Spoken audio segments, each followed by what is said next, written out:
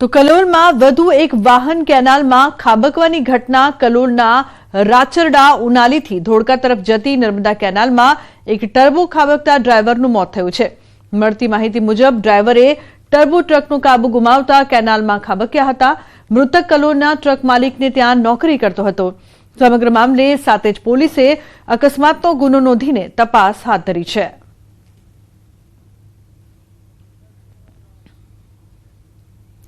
તીર્થક્ષેત્ર ચાંદોદ ખાતે આધેડ શ્રદ્ધાળુ નદીમાં લાપતા થતા ચકચાર મચી છે. ચાંદોદના કપિલેશ્વર ઘાટના કિનારે સ્નાન કરતા બની ઘટના. નદીના વહેણમાં પરિવાર સાથે આવેલા વિજયભાઈ તણાયા હતા.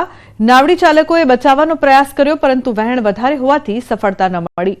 અમરેલીથી પરિવાર સાથે વિધિ વિધાન અર્થે આવેલા વિજયભાઈ નદીમાં લાપતા થતા પરિવાર શોકાતુર બન્યો છે.